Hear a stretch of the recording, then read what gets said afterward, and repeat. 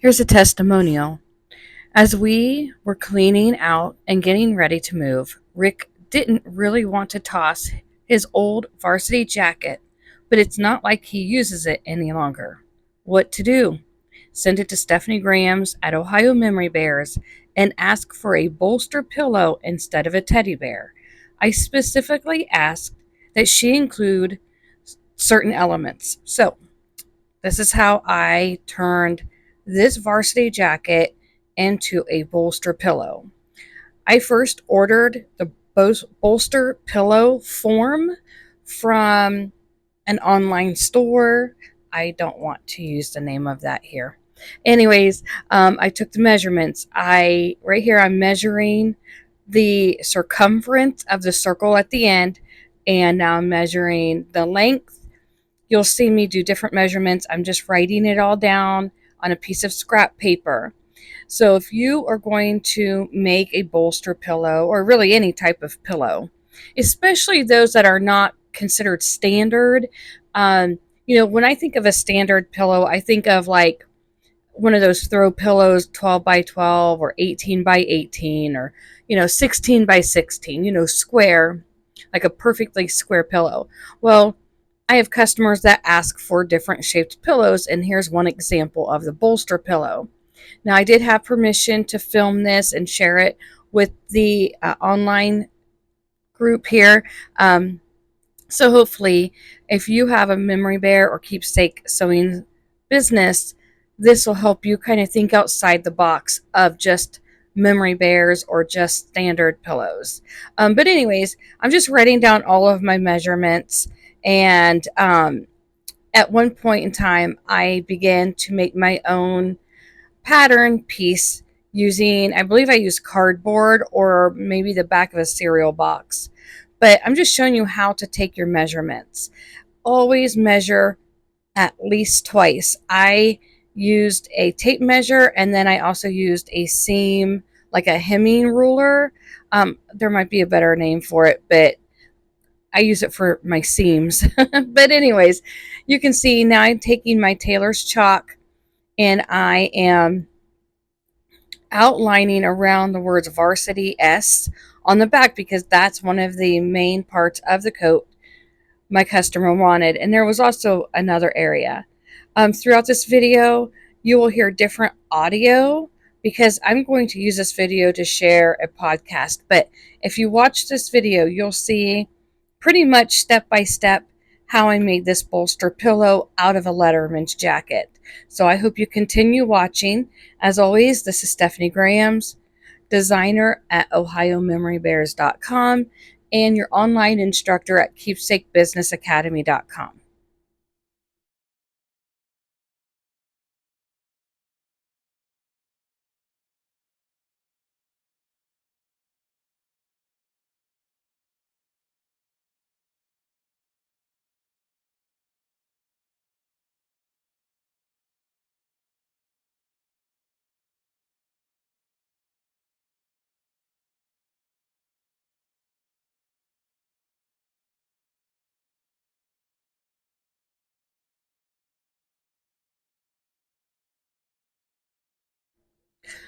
Today's reading is called The Creative Maker's Exit Plan. This is a book I wrote. I have not published it yet. I'm going to go ahead and read it to you throughout this video. Today's chapter 1, the day you realize your hands can't do this forever. There is no announcement, no official moment when someone taps you on the shoulder and says, "It's time to stop." Instead, it shows up quietly. It might be in the way your fingers shake when you thread a needle, or how long it takes the pain to leave after a long day of sitting at your sewing machine or your quilting machine, or how you hesitate before accepting a new order, not because you don't want it, but because your body does. Many creative makers push past this moment. We tell ourselves, "I'll rest after this order," or "It's just part of getting older," or "Other people work through the pain. Why can't I?" So we keep going. But here's the truth: most industries never say out loud. Handmade businesses are built on bodies, and bodies change. There's nothing wrong with your work ethic. There's nothing weak about your hands. And there is nothing shameful about wanting a future that doesn't hurt, right? The problem isn't aging. The problem is pretending income must always come from physical labor. For years, your hands have carried your business, and this book or audiobook is about letting something else carry it next. Chapter 2: Why creative businesses have a physical expiration date. Most creative makers don't like this phrase, physical expiration date. It sounds harsh and clinical, it sounds final. But the truth is, every job that depends on the body has one, even the ones we love. Construction workers know it, nurses feel it, factory workers prepare for it. Creative makers, however, we're taught to ignore it. We're told, if you love what you do, it won't feel like work. Or your passion will carry you. Or, just pace yourself. And for a while, that's true. But sewing, quilting, embroidery, and other hand based crafts are repetitive motion industries, even when they are beautiful. The movements are small and precise, they're constant, and over time they demand more from our joints and tendons and nerves than we're willing to admit. What makes this harder is that the creative work doesn't look dangerous. I mean, there's no heavy machinery. Well, okay, there could be heavy machinery, but we rarely have to move it. There's no hard hats, right? And there's really no warning labels. Just a quiet workspace and a machine and hands that are expected to keep going. Pain as a creative business doesn't usually arrive all at once. It arrives in layers, tingling that comes and goes, stiffness that lasts longer each morning, swelling after long work sessions, and fatigue that sleep can't fix. But the damage is gradual. Many makers normalize it. They adjust their posture, they buy a better chair, they switch their needles, and we just work through it. What rarely happens is a conversation about how long this model is sustainable. If your hands hurt, it's not because you failed. It's because your business depends on a physical resource that naturally changes with age. And that resource is you. The most common exit from a handmade business is not planned. It happens when pain becomes unavoidable. When orders feel overwhelming, fear replaces joy, and then, that's when the income stops. That's not an exit plan, that's an emergency. The goal of a creative maker's exit plan is choice before necessity takes over. Chapter 3: The cost no one talks about. Pain, fear, and silence. There's a kind of pain that doesn't show up on medical charts. It isn't always sharp. It doesn't always stop you from working. Most of the time, no one else can see it. This is a pain many creative makers live with quietly. We downplay it, we joke about it, we compare it to others who have it worse. But beneath the surface, something deeper is happening. In the creative world, pain is often treated as a personal problem, something to manage privately, something to push through, something not to talk about, especially if your income depends on appearing capable. Many makers worry that admitting pain means customers will lose confidence, orders will slow down, they will look weak or unreliable, or their business, it'll feel and look fragile. Instead of talking, we adapt. We ice our hands at night, we take pain relievers, we shorten our deadlines, and we work slower but longer. And we don't name what's really happening. Physical pain is only part of the cost. There is also fear. Fear of what? Well, fear of what happens if I can't do this anymore? Or how will I replace my income? Or who am I if I stop? What if this is all I know? For many creative makers, the business isn't just a job, it's identity and purpose and proof of usefulness. So the idea of stepping away, even gradually, can feel like erasing a part of yourself. Most people who leave handmade businesses don't talk about why. They simply disappear. They stop posting, they stop taking orders, they move on quietly, often out of necessity, not choice. This silence creates a dangerous illusion that everyone else is handling it better than you are. But they're not. They're just quieter. Chapter 4: You are not your output. For many creative makers, this chapter is going to be one of the hardest because when your hands have been paying the bills, they've built your reputation, they've earned you respect, it's easy to believe that what you make is who you are. But that belief comes at a cost.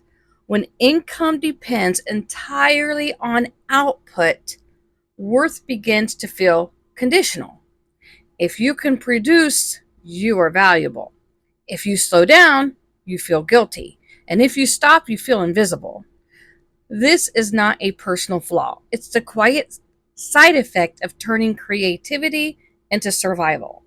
Over time, many makers stop separating their skill from their identity.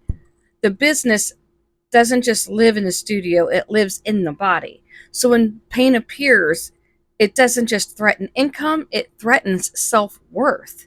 That's why the idea of stepping back can feel so destabilizing. It's not just fear of losing money, it's fear of losing meaning. But here's the truth that rarely gets spoken out loud: your value was never located in your output. Your hands were the tool, not the source.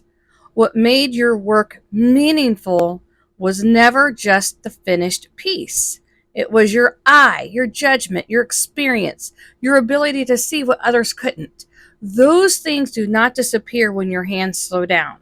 Yet many creative industries quietly reinforce the opposite meaning: that relevance requires constant production, that rest equals decline, that stopping equals failure. And none of that is true. Separating who you are from what you produce is not quitting, it's reclaiming yourself. It allows creativity to become expression again, not obligation.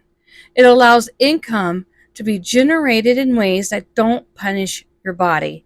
And it opens the door to a future where your experience leads instead of your endurance. So, in the next chapter, we'll talk about a common promise makers make to themselves, which is, I'll just slow down, and why that rarely works the way we hope. Chapter 5: Why Just Slowing Down Rarely Works. Have you ever said to yourself, maybe I'll just take fewer orders? This is one of the most common promises creative makers make to themselves. It sounds reasonable, it sounds responsible, and it feels like a compromise between caring for your body and protecting your income. And for a short while, it often works. I mean, fewer orders mean fewer long days.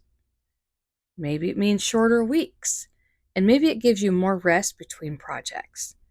But eventually, most makers discover a hard truth. And that truth is, slowing down does not change the structure of a business that depends on your hands. It only stretches the same problem over a longer period of time.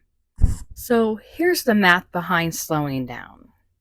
When income is tied directly to output, fewer orders usually mean one of two things. Either you are going to earn less or you're going to charge more, but you'll feel more pressure to deliver perfection every time. And this is how we already feel. But when you try to remove that physical demand and that income by increasing the price, something happens to us mentally in that area and can cause more stress. So neither option removes the physical demand, they only change the pace. Many makers who slow down find themselves working fewer days but recovering longer, or saying no more often while worrying more, or feeling relief followed by guilt, because the underlying question remains unanswered. What happens when I can't do this at all? That leads us to the emotional trap. Slowing down can also create a false sense of safety. It allows you to believe that you've fixed the problem, or you're managing it, or I'll figure the rest out later. But later often arrives faster than expected. Pain progressively quiet. It does progress quietly a lot of times. Our energy changes, and of course, circumstances shift with time. Anyways, and without a plan beyond physical work, slowing down becomes a holding pattern and not a solution. So, why makers stay here too long? Slowing down feels safer than changing. It doesn't require a new skill, it doesn't require public shifts, it doesn't force you to reimagine yourself. It lets you stay familiar, and that can be costly. But familiarity should not be confused with sustainability. A business that only works when your body cooperates is not a long term plan. Slowing down can actually be useful, but only for one purpose, and that is to create space to build something else. It's not the destination, it's the transition. So, in the next chapter, we'll look closely at the difference between loving your craft and depending on it for survival, and why that distinction changes everything. Chapter 6: The difference between loving your craft and depending on it. Most creative makers do not struggle because they love their craft, they struggle because they depend on it. There is a meaningful difference between the two, and until it is named, it remains difficult to change. Loving your craft means you choose it, you enjoy it, you return to it willingly. It brings satisfaction and meaning. On the other hand, depending on your craft means you need it to pay bills. You work through pain to protect your income. You feel pressure instead of freedom. You worry about what happens if it stops. When creativity becomes survival, it quietly changes the relationship. What once felt nourishing begins to feel demanding. What once felt flexible becomes rigid. What once felt optional becomes necessary. This shift is not a moral failure, it is a structural one. So, how does dependence distort creativity? Well, it creates urgency. Urgency removes rest. It removes, joy. It makes every decision feel like it's high stakes. And over time, creative work begins to carry responsibilities it was never meant to hold, like financial security, identity, self-worth, and stability. That weight eventually shows up in the body. Pain increases, tolerance decreases, resentment can start to creep in, and many makers feel guilty for noticing any of this. So why is this so hard to untangle? For many women, especially those who have built businesses later in life, like myself, creative income represents independence, validation, contribution, and proof that you can make it work. And letting go of dependence can feel like undoing that progress. But here's the frame that matters. You are not being asked to give up your craft. You are being invited to change what it is responsible for. Creativity does not need to be your safety net in order to remain meaningful. When income is no longer tied exclusively to output, creativity becomes spacious again. Choice returns, the body is allowed limits, and planning replaces panic. And this is where exit planning truly begins, not with income streams, but with permission. In the next section of this book, we will move away from identity and towards strategy. We will define what an exit plan really is and why having one does not mean you are leaving today. And Chapter 7, what an exit plan really is and what it's not. And the word exit makes many creative makers uncomfortable. It sounds abrupt, final, and like giving up. But an exit plan is not a disappearance, and it's not a failure, and it's not something you wait to build until everything starts to hurt. An exit plan is simply this: a way to earn income that does not rely entirely on your physical output. Nothing more and nothing dramatic. An exit plan is not a sudden stop, a public announcement, a loss of identity, or a rejection to your craft, and it does not mean you stop creating. It does not mean you close your studio, and it does not mean you give up on what you love.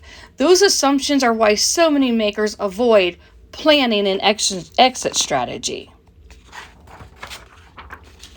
They imagine an exit as an ending when in reality it is a repositioning. An exit plan is built quietly alongside your current work. It allows you to reduce physical strain over time, create income streams that do not depend on your hands.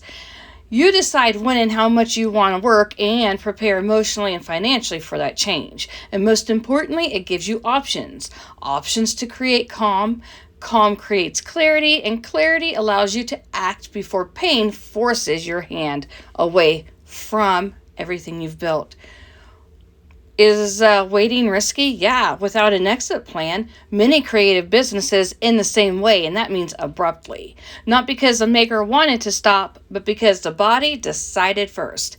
When income disappears suddenly, fear takes over. Decisions become reactive, and opportunities narrow.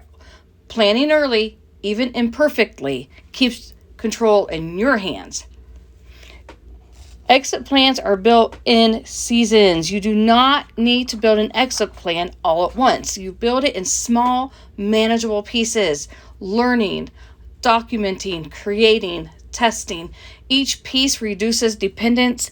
Each piece buys you time, and each piece protects your future. An exit plan does not rush you out the door. It simply makes sure there is a door.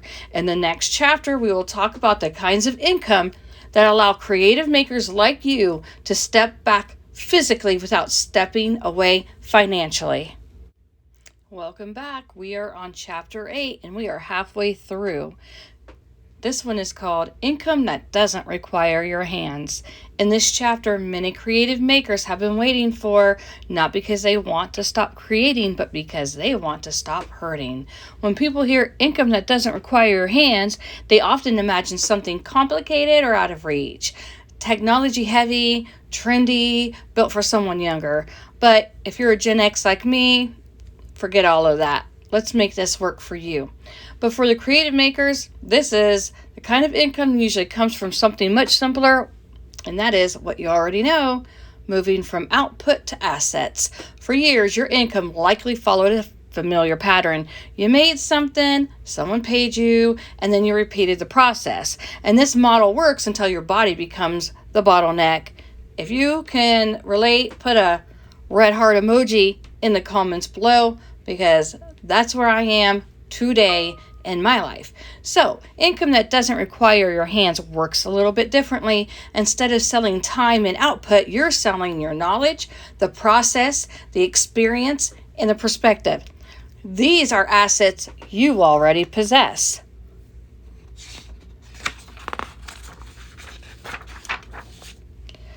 What are some common non-physical income paths for makers? Okay, there's not one single right path. The goal is alignment, not reinvention. Many creative makers build a non-physical income though. They've written guides, ebooks, patterns or templates, workbooks and planners, educational videos, licensing methods and processes, digital products that solve specific problems, but none of these require constant physical production. Most can be created once and sold many times over and over and over while you're sleeping. So why does this work? Like, what is this income and why does it feel so uncomfortable at first? Because selling non-physical work can feel very unfamiliar. And some makers worry like, who would pay for this? Or everybody already knows this. I'm not an expert, but expertise is not measured by perfection. It is measured by lived experience. If you have navigated challenges, solved problems, built systems to survive in your craft, you have something valuable to offer. Starting small is the point. You do not need a full catalog, and you don't need a large audience, and you don't need to be finished completely with your hands. In fact, I've been building this non-physical work for about 5 years now, and now you are seeing some of that through this video and listening to this audiobook I wrote. Most exit plans begin with one small asset, like a guide or a resource, or one tested idea. And you just take your idea and you can test it quietly. And we'll talk about that later. This is not about replacing your income overnight. It is about reducing dependence over time. Each asset becomes a layer of support beneath you. In the next chapter, we'll explore how to turn years of experience into something tangible without overcomplicating or overexposing yourself. Chapter 9 is turning experience into an asset. By the time most creative makers consider an exit plan, they have already built something valuable. They just don't recognize it as such. Years of experience often feels ordinary from the inside.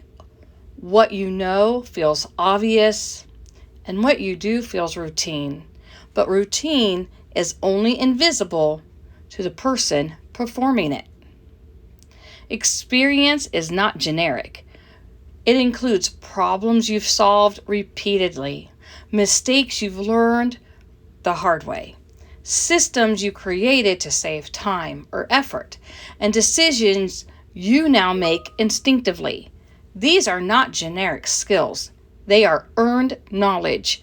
When documented and shared, experience becomes an asset. Well, what really is an asset anyways? Okay, well, I'll explain it to you. An asset is something that can work without constant physical effort. I mean, I'm all here for that. How about you? If you've made it this far, drop a pink heart emoji in the comments below. So, in creative businesses, assets often take the form of written explanations, step-by-step processes, frameworks, checklists, guidelines, recorded demonstrations. Assets do not require perfection. They require clarity. So why are creative makers undervaluing their knowledge? Well, okay, many makers hesitate here because they believe that they're still learning. Or, somebody else is more advanced than me. Or maybe it's just common sense and everybody knows it. But common sense is only common after the experience, right? Yeah, I'm here. I hear that. If you have navigated pricing and deadlines and customers and burnout and materials and tools and physical strain, you have knowledge others are still searching for. So, what are you supposed to do with this, right? Well, you're going to turn your experience into something tangible. The goal is not to teach everything. The goal is to capture something useful. One lesson, one system, one explanation. And when you package that intentionally, even a small piece of experience can become a guide that someone refers to over and over again, or a resource that saves time and pain, and income stream that doesn't depend on your hands. I mean, I'm all here for that, right? But basically, you're going to start where you're at.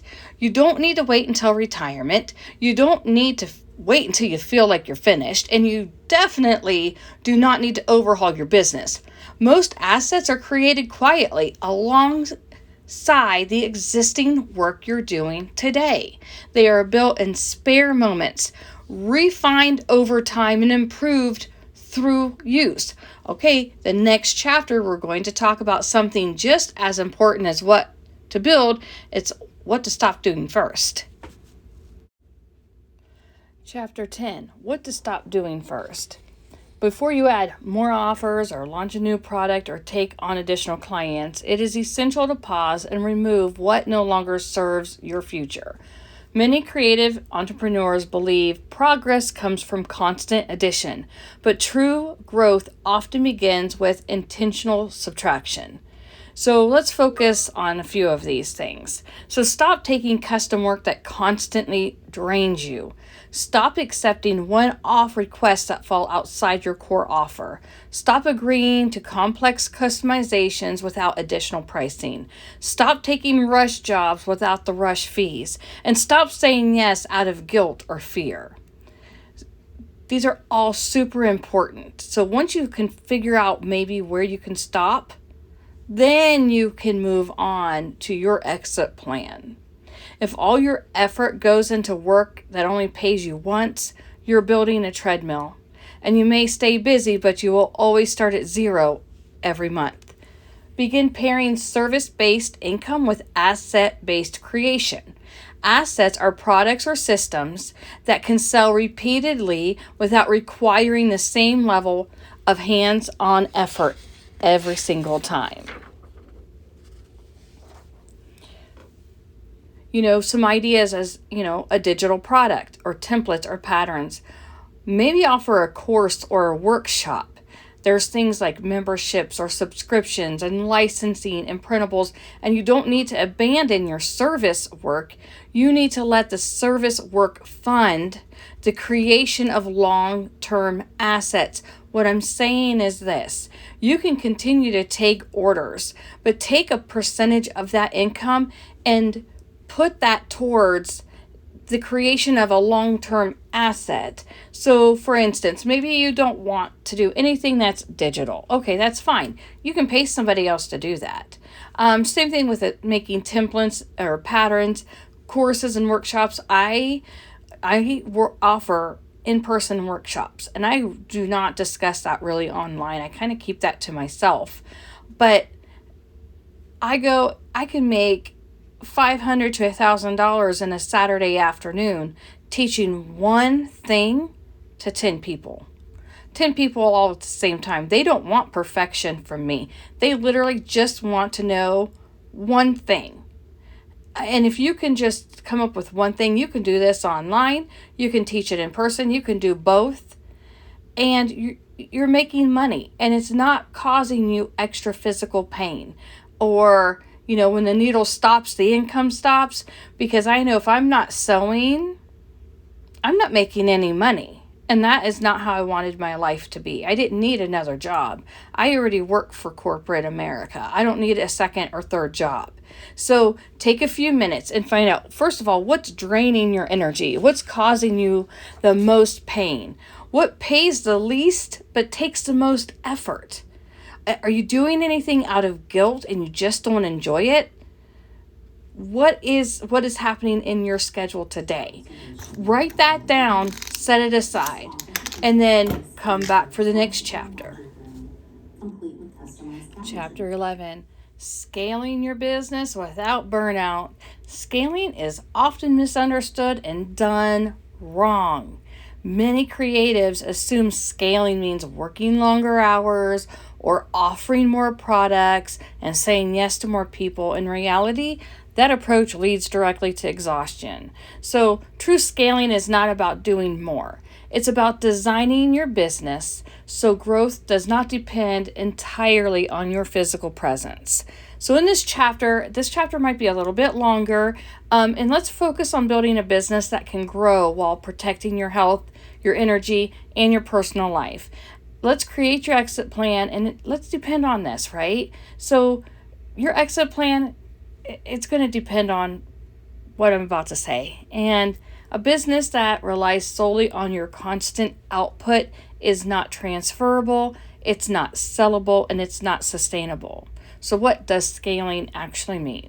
Well, it means increasing your income without increasing effort at the same time. It's about leverage, systems, and assets, and not a hustle. When you scale correctly, you are no longer the bottleneck in every process. Your business begins to work with you instead of against you. So let's look at each of these layers for a minute. A burnout-proof business includes multiple types of offers that serve different levels of customer commitment. So number one is very low. It's a low cost digital product, like a printable or a pattern, maybe some templates. And then number two is a mid-level offer, like workshops, classes, and kits. And if you are a memory bear maker, these are all options to you. And level three is a high level offer, like a premium service, mentorship, licensing, things like that. These layers allow customers to enter your world at a level that fits them, while giving you multiple income streams that do not rely on your hands-on labor. But you need to systemize before you add more. So if your current workflow feels chaotic, adding more volume will magnify that problem. Scaling begins when you simplify and you document what already exists. So here's something simple. You can standardize your order process. There are memory bear makers and keepsake owners all over the globe who ask the same questions over and over and over again. And I've seen you guys. I have seen you.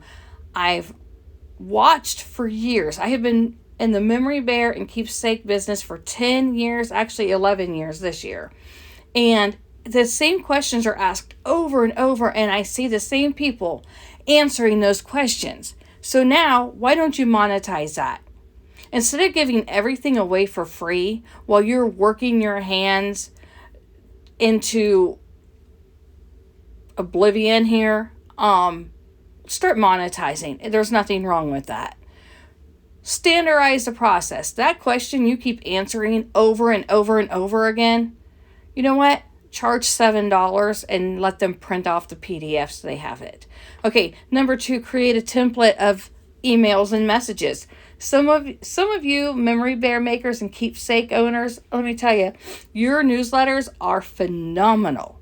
They're gorgeous. They're entertaining. They're beautiful. There are makers that would pay you for that template. Yeah, they'd have to use their own word, but you could teach them what to write. I mean, that's awesome. Here's another idea. Document your creation steps. I have 1,000 videos on my YouTube channel. I give away stuff free all the time, of value, all the time. Let me tell you, I'm still trying to monetize on the side because I am over 50 years old. I can't sew for the rest of my life. So I've already been implementing all of this. All right. The next thing, use some checklists. People love a checklist, especially all the new memory bear makers that they've been making these for gifts, and now they actually need to make money from doing this. They would love a checklist. And yeah, I do. I already have a PDF on this in my Etsy shop.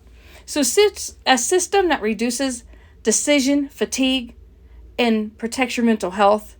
That's what you're trying to create here. That's the system you want. Don't doubt yourself. You already have knowledge somebody wants to pay for. So put it in a package deal and let them buy it. Your energy is not unlimited. So treat it as one of your most valuable resources. And if you made it this far in the video, I want you to put a check mark in the comments. Even if you added the other emojis earlier in the video, let's add another one. All right, let's go. Okay, so you know what? You need to schedule. You need a buffer a day, right? You need to avoid stacking high effort tasks back to back, because guess what? Burnout is not a badge of honor. It's a warning sign. So you better start heeding it now in this year, 2026. So let's calm down for just a minute.